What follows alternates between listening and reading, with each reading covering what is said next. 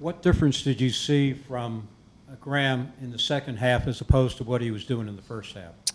I think he just settled into the game, and when you're a first-time starter, and you have the week of preparation and all eyes are on you, and everybody is counting on you to do the things that you do. I mean, there's some I think some inherent pressure. I think he settled down in the second half, made some throws. He's a very rhythmic guy, so once he hit a couple throws, he kind of started bouncing around a little bit, made some good throws. We missed a couple, in the beginning of the game that, had he hit, he probably would have been bouncing around, the beginning of the first quarter. I mean, the first drive would go all the way down, and we got a guy wide open on the double cut, and he missed him. I think if we make that in the 7-0, he's probably playing with a little bit more jump in his step a little bit there. But he just made throws, just made plays. Guys, protected a little bit better. We ran a little bit better. We caught a little bit better. So, it's going to, that he got those kind of first drive jitters out of the way. It's different when you're a starter than when you just come in and you're playing in a different role like that. So he settled in and he played fairly well. When you have a first-time starter at quarterback, you have a first-time starter at center, who's setting pass protections? Both of them, I think everything that we do is always a combination between those two of them. We actually had a long conversation about it today in practice because we got a look that we hadn't seen, and we called it one thing, and there wasn't good communication, so we had to stop practice even today and say, okay, what was the front? What was the look? What did you call? This is what I called. And it's going to be a continual thing. But once we got him on the sideline and we did those type of things, even in the game on Saturday, we had to make some adjustments that way also. So the great thing with Will A is a really, really smart guy. So from his understanding of protections and fronts, he does a lot of it. My background is that the quarterback does it all. But when you have a young guy that's kind of still figuring it out, he needs to have a little bit of help from the center. And in Brent's system in the past, the center always called it. So it's kind of been a combination of both. James talked about, he said he did his best to stay in the pocket. What did you see from him there, staying in the pocket? And do you think he made the right decision to take off and run when the pressure was there? So that with a kid like him, that's a little bit of a slippery slope, because you want him to stand in the pocket and be a natural passer in the pocket and throw the ball around, but you're also really, really good athletically. And so when the pocket does break down, don't be afraid to take off and run. What you can't have is you're fine in the pocket, you get jittery, you see color, and then you just run for no reason. I thought he did a really good job with that. He really did. He stood in the pocket. He's tough. He'll stand in there. He's really only 6 foot, so he's kind of moving around trying to see things. But he's not afraid to hold his ground in there and try to throw it. He loves to throw the ball, right? So he's going to try to stay in there and throw the ball the best that he can. But even, in the second half, really, I think that they were both in the fourth quarter. He took off and ran one down the right side, almost got in, and we punched it in the next play. And then he scrambled out to the left and got about a 15-yard gain and then got out of bounds. That's stuff that's got to be inherent in his game because he's so good at doing all that stuff, and it's a backbreaker for the defense. They have everybody covered. They get a good rush. Somebody slips out of a pass lane, and then he takes off, gets 10, gets on the ground. That's got to be part of what he does.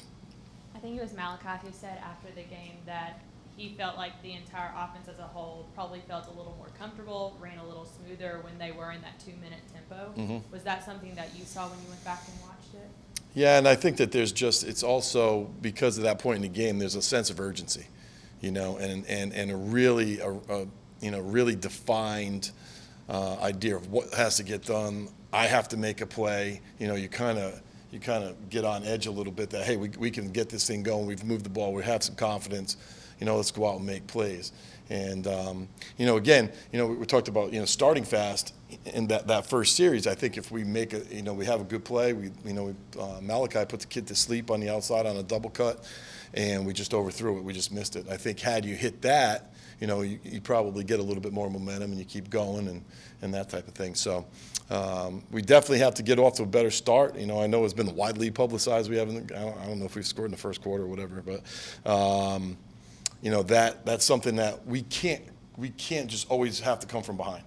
So we have to get out, establish ourselves, play with a lead, and once you do that, you start to get in a little bit of a rhythm and feel good about yourself. So, we came out and we did those. We kind of tried to get him off to a good start. Some of the things that we called, and we had not run ever on tape. I've never run in my career some of the stuff that we were running. So they could not have known that we were going to run that stuff. And we just tried to get him off to an easy start and give him a few easy throws and runs and that kind of thing. So that's going to be one big thing about being able to start fast and get out of the gate against Duke.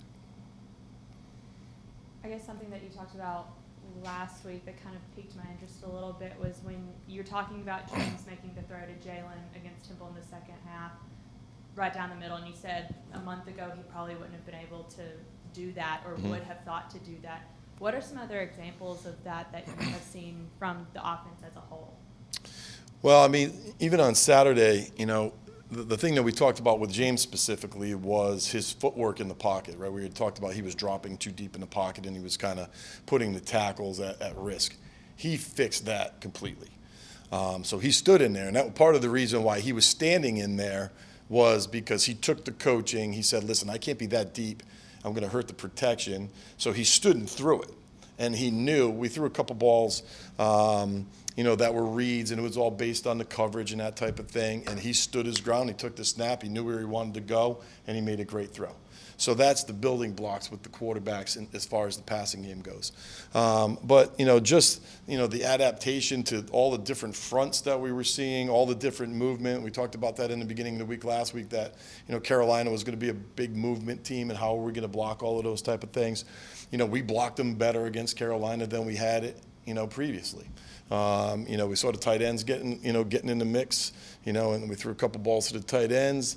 And then we went back to just running some base zone read concepts in the run game, and we had 3 explosive plays in the zone read, which is our day one install base play, spreading people out and running the ball and identifying guys, knocking them back off the ball. The quarterback and the running back in the mesh was a lot better. Again, we played better in the second half. We played, really good in the fourth quarter, and that does not assure us of anything, right? We had that conversation with the guys today. Listen, that doesn't assure you that you're going to go to Duke and do that same thing but it's something to build on. It's something to have your confidence with. We can do this. We had 22 points in a minute, in a quarter, and a little bit more. And if you continue to do that over 4 quarters, then we're going to put ourselves in games where we need to be. And in this conference, there's really good offenses. So you're going to have to, you're going to have to put points on the board, and you're going to have to be efficient with what you're doing. So, it's a collective deal, and I think if we keep building on those things, we'll be taking our steps in the right direction. Was the tempo in the fourth quarter part of the success you had? I think it was. Because, we also made plays. You know what I mean? And, we threw one out, and Adonicus basically caught a little 5-yard rollover, and then they 3 guys missed and went down the sideline. That was an explosive play. And we hit a few explosives in that period there where we moved the field fairly quickly. Even towards when we were coming this way and we punched one in,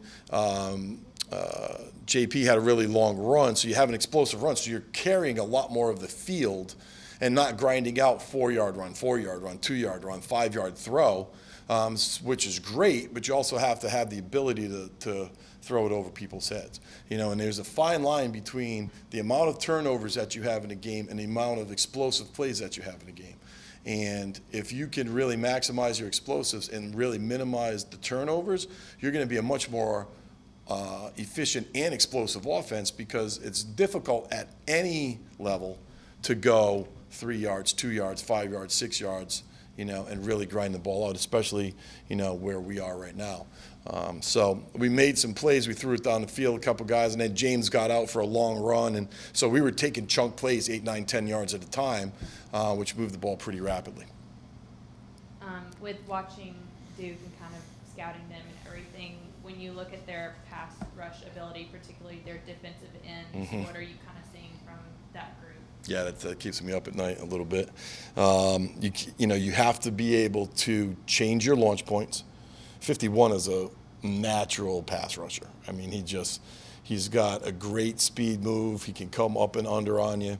So, you know, you have to be able to minimize the time that you make the offensive tackle block him by himself, right? So you have to be able to change the launch point. You have to be able to screen him. You have to be able to just run more quick game. You have to be able to max protect. You have to be able to double team him, you know, and go to more almost like some pro stuff where they basically just tell the tight end, just, hey, you knock him down before you go out, you know, and don't worry about getting out as much and that type of thing. So if you watch a lot of the stuff that we were doing on Saturday, we were trying to do that. We were a lot more max protection on third down. And we were even in 2 tight end sets on third down to max protect and then just say we're going to win one-on-one on the outside. Now, when you do that, they can scheme that. So you have to be able to have a good mix of the sprint that we hit 2 touchdowns on, and then the quick game, and then the max protect, and then empty them out, and just minimize the amount of times that the offensive tackles have to block elite pass rushers.